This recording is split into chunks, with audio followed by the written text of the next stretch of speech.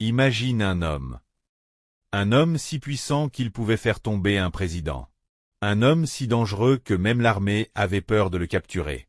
Maintenant, imagine cet homme construire sa propre prison, et y vit comme un roi. Tu crois que c'est un film? Non. C'est l'histoire vraie de Pablo Escobar. Abonne-toi pour ne plus jamais rater les récits les plus incroyables de l'histoire réelle. Tout commence en 1991. La Colombie est à genoux.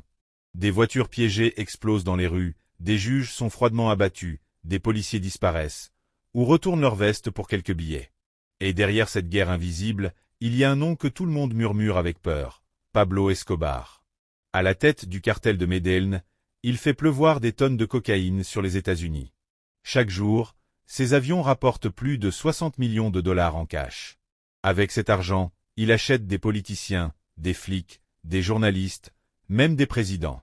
Son pouvoir est tel qu'il fait trembler l'État entier. Mais le monde regarde. Et la pression devient insupportable. Les États-Unis veulent son extradition. Le gouvernement colombien est acculé. Escobar, lui, ne panique pas, il propose un marché.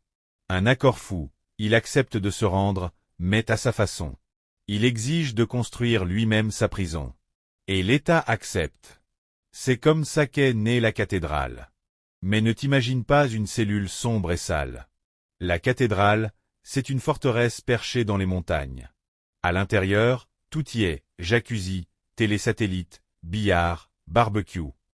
C'est un véritable palace, entouré de murs et de gardes. Des gardes qu'il choisit, paie, et contrôle lui-même. Et depuis cette prison, Escobar continue à régner. Il gère ses affaires, reçoit des visiteurs, organise des fêtes. Et même des exécutions. La cathédrale devient le centre nerveux du cartel, loin des yeux du monde. Mais son illusion de contrôle ne va pas durer. Un jour, 2 de ses hommes le trahissent.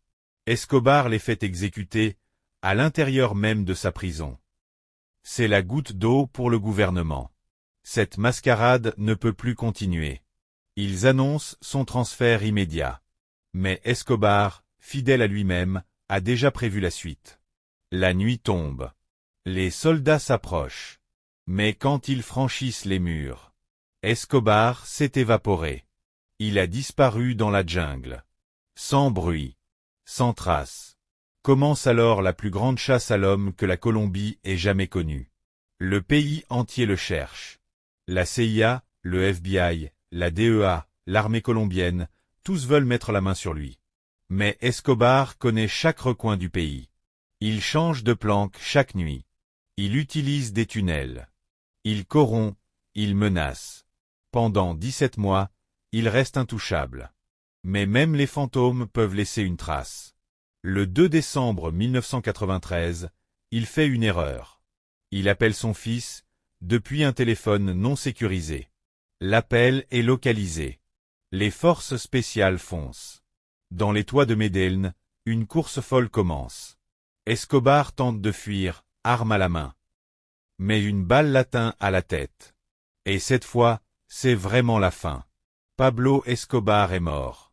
Mais son empire, ses méthodes, ses alliés, ont-ils vraiment disparu? Ou est-ce que le système qu'il avait construit vit encore aujourd'hui, sous un autre nom?